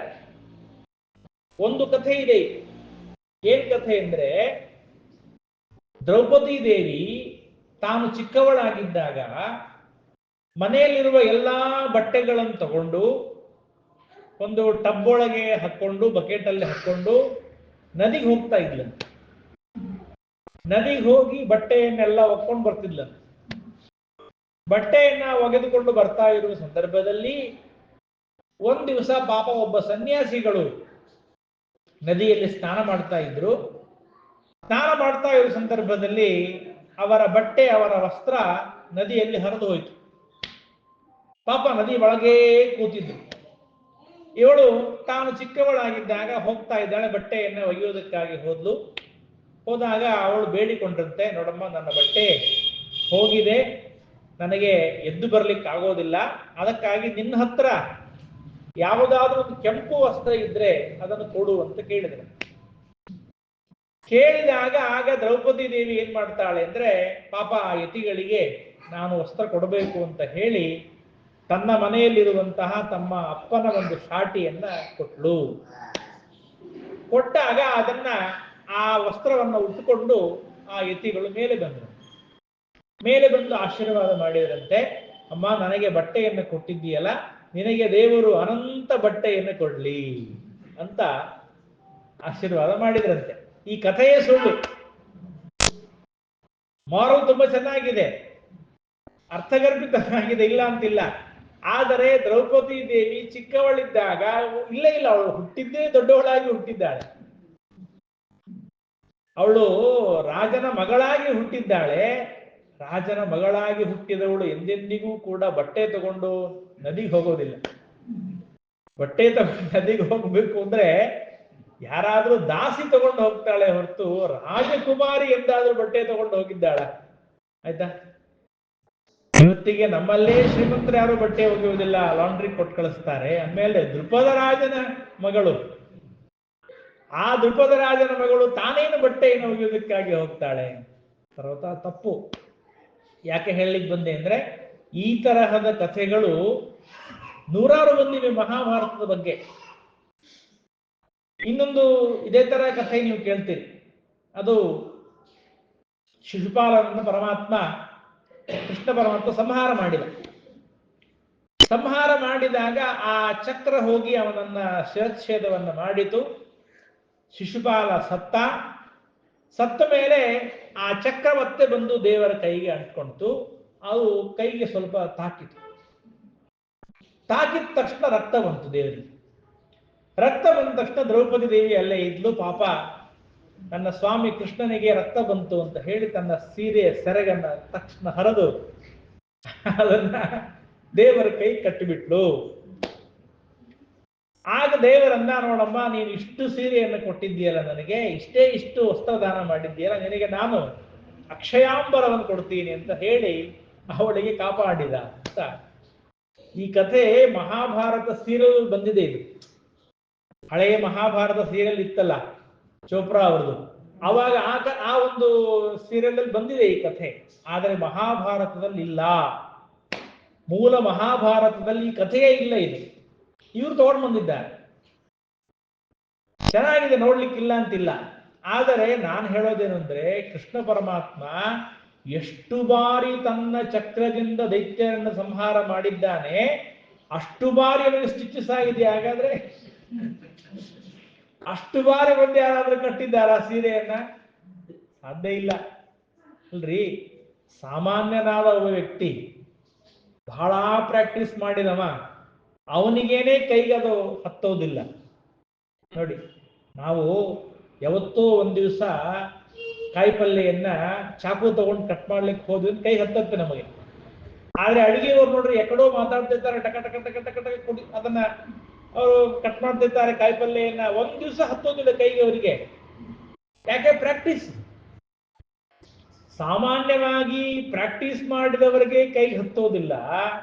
ಈ ದೇವರು ಎಷ್ಟು ದೈತ್ಯರನ್ನು ಸಂಹಾರ ಮಾಡಿದ್ದಾನೆ, ಎಷ್ಟು ಬಾರಿ ಚಕ್ರ ಬಿಟ್ಟಿದ್ದಾನೆ. ಆ ಚಕ್ರ ಬಿಟ್ಟಿದ್ದಕ್ಕಾಗಿ ದೇವರ ಕೈಗೆ ಅದು ಪಾಪ ಮತ್ತೆ ತಾಕಿ ಬಿಡ್ತು, ಅದು ಹತ್ತಿ ಬಿಡ್ತು, ಅವಳು ಬಂದು ಬಟ್ಟೆ ಕಟ್ಟಿದ್ಲು. ಅದೆಲ್ಲ ಸುಳ್ಳು. ಅದನ್ನು ಸರ್ವಥಾ ನಾವು ನಂಬುವ ಹಾಗಿಲ್ಲ. ಇಲ್ಲಿ ಅನ್ವೇನಂ ಭಾರತೀ ಸಾಕ್ಷಾತ್ ವೇದಿ ಮಧ್ಯಾತ್ ಸಮುತ್ಥಿತ ಪ್ರಾಣೋ ಹಿ ಭರತೋ ನಾಮ ಸರ್ವಸ್ಯ ಭರಣಾತ್ಕೃತಃ. ಯಾಕೆ ಆ ಮಹಾತಾಯಿಗೆ ಭಾರತಿ ಅಂತ ಕರೀತಾರೆ? ಭಾರತಿ ಎಂಬುದಾಗಿ ಅವಳಿಗೆ ನಾಮಕರಣ ಯಾಕಾಯಿತು? ನೋಡಿ, ನಾವೆಲ್ಲ ಭಾರತೀಯರು. ಭಾರತೀ ದೇವಿಗೆ ಭಾರತಿ ಅಂತ ಯಾಕೆ ಹೆಸರು ಬಂತು? ಬಹಳ ಚೆನ್ನಾಗಿ ಶ್ರೀಮದಾಚಾರ್ಯ ಹೇಳ್ತಾರೆ, ಪ್ರಾಣೋ ಹಿ ಭರತೋ ನಾಮ. ಪ್ರಾಣದೇವರಿಗೆ, ಮುಖ್ಯ ಪ್ರಾಣದೇವರಿಗೆ ಭರತ ಅಂತ ಹೆಸರು. ಯಾಕೆ? ಸರ್ವಸ್ಯ ಭರಣಾತ್ ಶ್ರುತಃ. ಸಕಲ ಜೀವರಾಶಿಗಳನ್ನ ಭರಣ ಮಾಡ್ತಾರೆ, ಧಾರಣೆ ಮಾಡ್ತಾರೆ. ಅದಕ್ಕಾಗಿ ಪ್ರಾಣದೇವರಿಗೆ ಭರತ ಅಂತ ಕರೀತಾರೆ. ಎಲ್ಲ ಜೀವರಾಶಿಗಳನ್ನ ಭರಣ ಮಾಡ್ತಾರವರು. ಅವರಿಲ್ಲ ಅಂದ್ರೆ ಪ್ರಾಣದೇವ ನೀನಿಲ್ಲದೆ ಜಗದೊಳು ಕಾಯ್ವರ ನಾಕಾಣೆ, ಎಲ್ಲೆಲ್ಲೂ ಸಾಧ್ಯನೇ ಇಲ್ಲ. ಪ್ರಾಣದೇವರಿಲ್ಲ ಅಂದ್ರೆ ನಾವು ಬದುಕಲಿಕ್ಕೆ ಸಾಧ್ಯ ಇಲ್ಲ. ಅಂತಹ ಪ್ರಾಣದೇವರ ಹೆಸರೇನು? ಭರತ. ಆದ್ದರಿಂದ ಭರತನ ಮಡದಿಯಾದದ್ದರಿಂದ ಅವಳಿಗೆ ಭಾರತಿ ಅಂತ ಹೆಸರು. ಶಿವನ ಮಡದಿಯಾದದ್ದರಿಂದ ಶಿವಾನಿ ಅಂತ ಕೇಳ್ತೀವಲ್ಲ, ವಾರುಣಿ ಅಂತ ಕೇಳ್ತೀವಲ್ಲ. ಹಾಗೆ ಆ ಭರತನ ಮಡದಿಯಾದದ್ದರಿಂದ ಭಾರತೀ ದೇವಿಯರಿಗೆ ಭಾರತಿ ಎಂಬುದಾಗಿ ನಾಮಕರಣವಾಗಿದೆ. ಅದಕ್ಕಾಗಿಯೇ ನಮ್ಮ ಭಂಡಾರಿಕೇರಿ ಶ್ರೀಪಾದಂಗಳು ಹೇಳ್ತಿರ್ತಾರೆ, ಏನು ಅಂದ್ರೆ ನಮ್ಮ ಶ್ರೀಮದ್ ಆನಂದ ತೀರ್ಥ ಭಗವತ್ಪಾದಾಚಾರ್ಯರಿಗೆ ಭರತ ಅಂತ ಹೆಸರು. ಅವರು ವಾಯುದೇವರಲ್ಲ. ಅದಕ್ಕಾಗಿ ಆ ಶ್ರೀಮದ್ ಆನಂದ ತೀರ್ಥ ಭಗವತ್ಪಾದಾಚಾರ್ಯರಿಂದ ರಚಿತವಾದ ಶಾಸ್ತ್ರ ಅದು ಭಾರತ. ಭರತನ ಶಾಸ್ತ್ರ ಅದು ಭಾರತ. ಅದಕ್ಕಾಗಿ ಮೇರಾ ಭಾರತ್ ಮಹಾನ್ ಅಂತ ಕರೀರಿ. ಮೇರಾ ಭಾರತ್ ಮಹಾನ್ ಅಂತ ಅಂದ್ರೆ ಅರ್ಥ ಏನು? ಮೇರಾ ಭಾರತ್ ಅಂದ್ರೆ ನಮ್ಮ ಭರತರ ಮಧ್ವಾಚಾರ್ಯರ ಶಾಸ್ತ್ರ ಇದು ಮಹಾನ್ ಆಗಿದೆ ಅಂತ ಹೇಳ್ರಿ ಅಂತ ಭಂಡಾರಿಕೇರಿ ಶ್ರೀಪಾದಂಗಳು ಹೇಳ್ತಾ ಇರ್ತಾರೆ. ಮೇಲಿನ ಮೇಲೆ ಅವರು ತುಂಬಾ ದೊಡ್ಡ ಧ್ವನಿ ಅವರದು, ಜೋರಾಗಿ ಹೇಳ್ತಿರ್ತಾರೆ ಮೇರಾ ಭಾರತ್ ಮಹಾನ್ ಅಂತ. ಹಾಗೆ ಏನ್ ಹೇಳಿಕ್ ಬಂದೆ ಅಂದ್ರೆ, ಪ್ರಾಣೋ ಹಿ ಭರತೋ ನಾಮ ಸರ್ವಸ್ಯ ಭರಣಾಶ್ರುತಃ ತದ್ಭಾರ್ಯ ಭಾರತೀ ನಾಮ ವೇದರೂಪ ಸರಸ್ವತಿ. ಅವಳು ಯಾರು ಅಂದ್ರೆ ಸಾಕ್ಷಾತ್ತಾಗಿ ವೇದಾಭಿಮಾನಿನಿಯಾದ ಸರಸ್ವತಿ ಆಗಿದ್ದಾಳೆ. ನೋಡಿ, ಸರಸ್ವತಿ ಅಂದ್ರೆ ಅರ್ಥ ಏನು? ಜ್ಞಾನರೂಪಳು, ಜ್ಞಾನಾಭಿಮಾನಿ ಅಂತ ಅರ್ಥ. ಯಾಕೆಂದ್ರೆ ಸೃಗತೋ ಎಂಬ ಧಾತು ಇದೆ. ಈ ಸೃಗತೋ ಎಂಬ ಧಾತುವಿಗೆ ಗಮನ ಅಂದ್ರೆ ಜ್ಞಾನ ಅಂತ ಅರ್ಥ. ಗಮನ ಅಂದ್ರೆ ಜ್ಞಾನ ಅಂತ ಅರ್ಥ. ಸೃಗತೋ ಎಂಬ ಧಾತುವಿನಿಂದ ನಿರ್ಮಿತವಾದ ಶಬ್ದ ಸರ. ಸರತಿ ಅಂದ್ರೆ ನಡೆಯುತ್ತಾನೆ, ಹೋಗುತ್ತದೆ. ಹಾಗಾಗಿ ಸರ ಅಂದ್ರೆ ಜ್ಞಾನ, ಸರಸ್ವಾನ್ ಅಂದ್ರೆ ಜ್ಞಾನ ಉಳ್ಳವನು, ಸರಸ್ವತಿ ಅಂದ್ರೆ ಜ್ಞಾನ ಉಳ್ಳವಳು. ಸರಸ್ವತಿ ಜ್ಞಾನಾಭಿಮಾನಿನಿಯಾದ ಮಹಾತಾಯಿ, ಅವಳೇ ಭಾರತೀ ದೇವಿಯಾಗಿದ್ದಾಳೆ. ಅಂತಹ ಸರಸ್ವತಿಯಾದ ವೇದರೂಪಳಾದ ಆ ಭಾರತೀ ದೇವಿಗೆ ಇನ್ನೊಂದು ಹೆಸರಿದೆ. ಏನದು ಅಂದ್ರೆ ಶಂರೂಪಂ ಆಶ್ರಿತ ವಾಯುಂ ಶ್ರೀರಿತ್ತೇವಚ ಕೀರ್ತಿತ. ಅವಳಿಗೆ ಶ್ರೀ ಅಂತ ಯಾಕೆ ಕರೀತಾರೆ? ಆ ಭಾರತೀ ದೇವಿಯರಿಗೇನೆ ಶ್ರದ್ಧಾ ಅಂತ ಹೆಸರಿದೆ. ಅದೇ ಭಾರತೀ ದೇವಿಯರಿಗೆ ಶ್ರೀಹಿ ಅಂತ ಕರೀತಾರೆ. ಯಾಕೆ ಶ್ರೀ ಅಂತ ಕರೀತಾರೆ ಅಂದ್ರೆ ಶಂ ರೂಪರಾದ, ಶಂ ಅಂದ್ರೆ ಸುಖ, ಸುಖರೂಪರಾದ ವಾಯುದೇವರನ್ನ ಆಶ್ರಯಿಸಿದ್ದಾಳೆ. ಆದ್ದರಿಂದ ವಾಯುದೇವರನ್ನ ಆಶ್ರಯಣ ಮಾಡಿದ್ದರಿಂದ ಅವಳಿಗೆ ಶ್ರೀಹಿ ಅಂತ ಕರೀತಾರೆ. ಅಂದ್ರೆ ನಮ್ಮೆಲ್ಲ ಜೀವರಾಶಿಗಳ ಸ್ವರೂಪ ದೇಹದಲ್ಲಿ ಇರ್ತಕ್ಕಂತಹ ಯಾವ ವಾಯುದೇವರಿದ್ದಾರೆ ಆ ವಾಯುದೇವರು ಸ್ವಯಂ ತಾವು ಸುಖರೂಪರಾಗಿದ್ದಾರೆ. ಸುಖರೂಪರಾಗಿದ್ದಾರೆ, ಸುಖರೂಪರಾಗಿದ್ದಾರೆ ಅಂದ್ರೆ ವಾಯುದೇವರಿಗೆ ಎಂದೆಂದಿಗೂ ಕೂಡ ದುಃಖ ಇಲ್ಲ, ಪಾಪ ಇಲ್ಲ, ಪಾಪದಿಂದ ಬರಬೇಕಾದ ಕಾರ್ಯಗಳು ಅವರಿಗೆ ಸರ್ವಥ ಇಲ್ಲ. ವಾಯುದೇವರಿಗೆ ದಗ್ಧ ಪಟಾಯಮಾನವಾಗಿರುವಂತಹ ಲಿಂಗದೇಹ ಉಳ್ಳವರಾಗಿದ್ದಾರೆ. ದುಃಖ ಸಂಪೀಡನ ಇಲ್ಲ ಅವರಿಗೆ. ದುಃಖ ಅಸಂಪೀಡಿತತ್ವಾತ್ತು ಮಧ್ಯಮೋ ವಾಯು ರುಚ್ಯತೆ. ಉತ್ತಮ ದೇವರು ಲಕ್ಷ್ಮೀದೇವಿಯರು, ಅಧಮ ಎಲ್ಲ ಜೀವರಾಶಿಗಳು, ಮಧ್ಯಮ ಯಾರು? ವಾಯುದೇವರು. ಮಧ್ಯಮ ಯಾರು? ವಾಯುದೇವರು. ಆ ಕಡೆಗೆ ಇಬ್ಬರು, ಈ ಕಡೆಗೆ ಇಬ್ಬರು, ಮಧ್ಯದಲ್ಲಿ ವಾಯುದೇವರು. ಅದಕ್ಕಾಗಿ ಭೀಮಸೇನ ದೇವರಿಗೆ ಮಧ್ಯಮ ಪಾಂಡವ ಅಂತ ಕರೆಯುವರು. ಮಧ್ಯಮ ಪಾಂಡವ ಅವರು ನೋಡಿ. ಹಾಗಾಗಿ ಧರ್ಮರಾಜ, ಭೀಮ, ಅರ್ಜುನ ಈ ಮೂರು ಜನ ಕುಂತಿಯ ಮಕ್ಕಳಲ್ಲಿ ಮಧ್ಯದಲ್ಲಿ ಇದ್ದವರು ಭೀಮಸೇನ ದೇವರು. ಬರೀ ಆ ಪಾಂಡವರ ಮಧ್ಯದಲ್ಲಿದ್ದವರಲ್ಲ, ಅವರು ಇಡೀ ಜಗತ್ತಿನ ಮಧ್ಯದಲ್ಲಿ ಇದ್ದವರು. ಯಾಕೆ?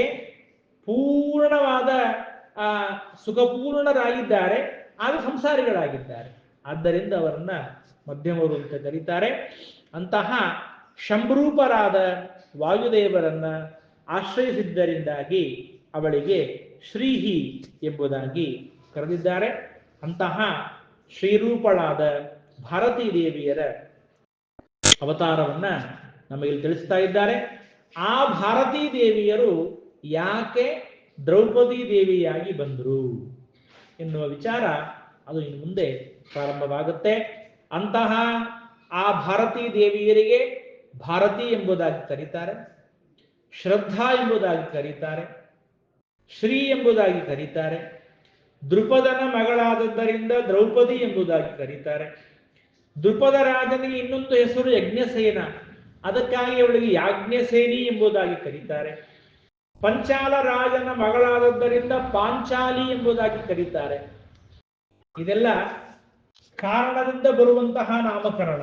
ಆದರೆ ಸ್ವಯಂ ದೃಪದ ರಾಜ ಅವಳಿಗಿಟ್ಟ ಹೆಸರೇನು ಅಂದ್ರೆ ಕೃಷ್ಣ ಎಂಬುದಾಗಿ ನಾಮಕರಣವನ್ನು ಮಾಡಿದ್ದಾನೆ. ಅದು ಯಾಕೆ ಆ ನಾಮಕರಣ ಮಾಡಿದ ಇತ್ಯಾದಿ ಎಲ್ಲ ವಿಚಾರವನ್ನ ಮತ್ತೆ ನಾಳಿನ ದಿವಸ ತಿಳ್ಕೊಳ್ಳೋಣ. ಹರಯೇ ನಮಃ. ಶ್ರೀಕೃಷ್ಣಾರ್ಪಣಮಸ್ತು.